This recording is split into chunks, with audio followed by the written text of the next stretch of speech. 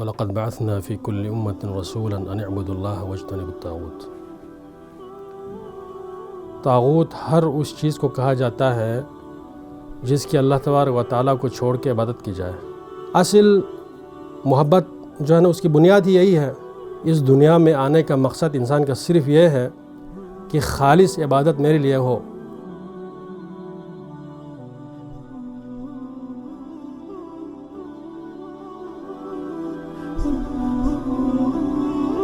الحمدللہ رب العالمین والصلاة والسلام علی رسول اللہ اما بعد۔ قال اللہ سبحانہ وتعالی فی محکم تنزیلہ اعوذ باللہ من الشیطان الرجیم وَلَقَدْ بَعَثْنَا فِي كُلِّ أُمَّةٍ رَسُولًا أَنِ اعْبُدُوا اللَّهَ وَاجْتَنِبُوا الطَّاغُوتَ۔ مسلمان بھائیوں بہنوں، کہ اللہ تبارک و تعالیٰ نے بنی نوع انسان کو ایک عظیم مقصد کے لیے پیدا فرمایا۔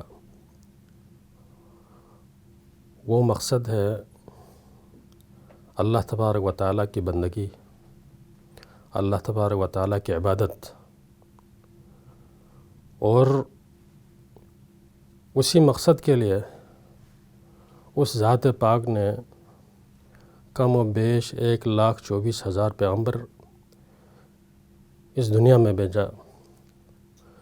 ان کا ایک ہی مقصد تھا، ایک ہی میسج تھا، جو کہ اللہ تبارک و تعالیٰ نے بنی نوع انسان کے رشد ہدایت کے لیے ہماری طرف نازل فرمایا۔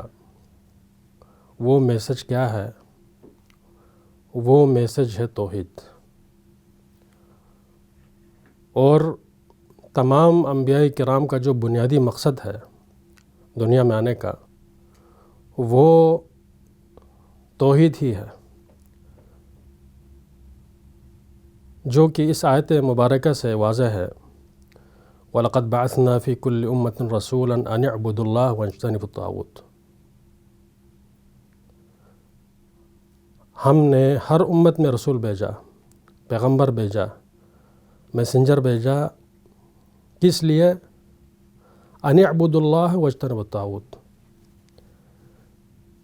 کہ وہ صرف اللہ تبارک و تعالیٰ کی عبادت کریں اور طاغوت سے بچے رہیں۔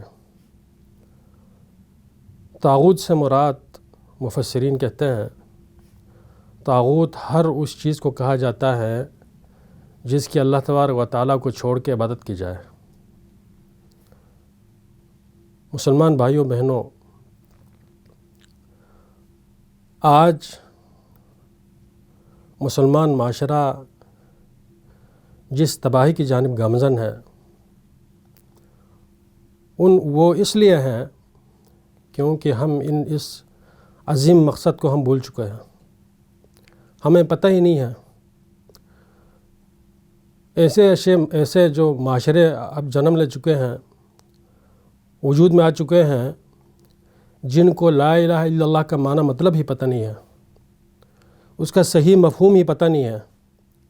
ہونا تو یہ چاہیے تھا کہ جتنے بھی پیغمبر اس دنیا میں آئے ہیں، اگر ہم کل آمن باللہ و ملائکتہ و کتبہ و رسلہ، اس کے مصداق اگر ہم انبیاء کرام کا جو مقصد تھا، ان پہ ایمان لانے کے مقصد تو یہی ہے کہ جو وہ لوگ پیغام لے کے آئے ہیں ان پر عملی طور پر جو ہے نا ہم عمل کریں، عملی طور پر جو ہے نا اس پہ چل کے دکھائیں۔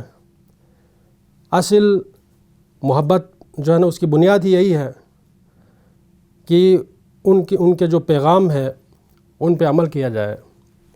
لیکن ہم نے آج جو ہے نا توحید کو چھوڑی ہے، اس مقصد کو جو ہے نا ہم نے پس پش ڈال دیا۔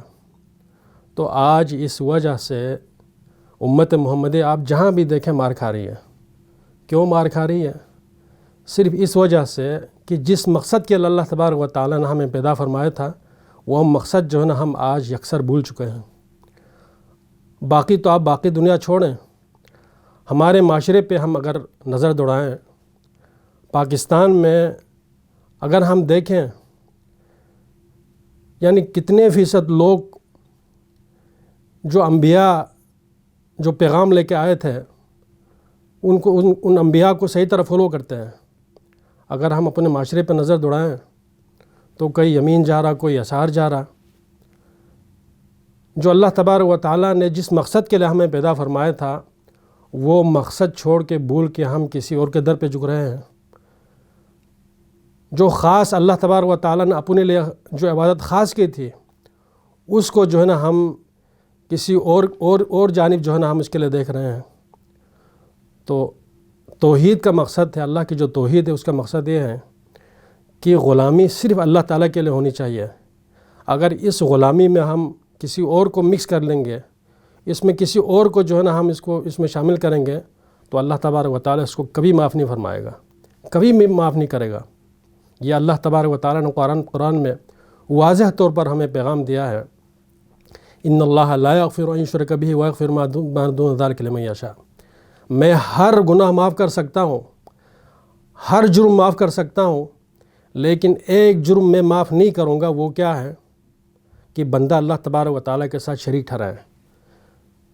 کسی کو اللہ تبارک و تعالیٰ کے ساتھ امور چلانے میں، شفا دینے میں، کوئی بھی جو طلب ہے اس میں جو ہے نا اگر بندہ اللہ تبارک و تعالیٰ کے ساتھ کسی اور کو جو ہے نا اس میں شریک کر لے، پارٹنر بنا دیں، تو اللہ تعالیٰ نے کلیئر کٹ یہ پیغام دیا کہ میں اس انسان کو کبھی معاف نہیں کروں گا اگر وہ اسی حالت پہ اگر اس کو موت آ جائے۔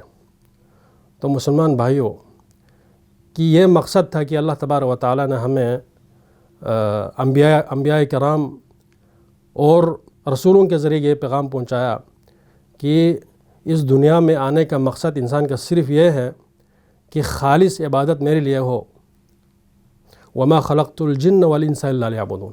وہ مقصد بھی اللہ تبارک و تعالیٰ نے اس آیت کریمہ میں کلیئر کٹ جو ہے نا وہ بتا دیا کہ جنوں اور انسانوں کا ان کی پیدائش کا مقصد کیا ہے، وہ میری عبادت ہے۔ تو اللہ تبارک و تعالیٰ سے دعا ہے کہ اللہ تبارک و تعالیٰ ہمیں اس عظیم مقصد کو سمجھنے اور اس کو آگے پہنچانے اور اس پہ عمل کرنے کا اللہ تبارک و تعالیٰ ہمیں توفیق عطا فرمائے۔ وآخر دعوانا الحمدللہ رب العالمین۔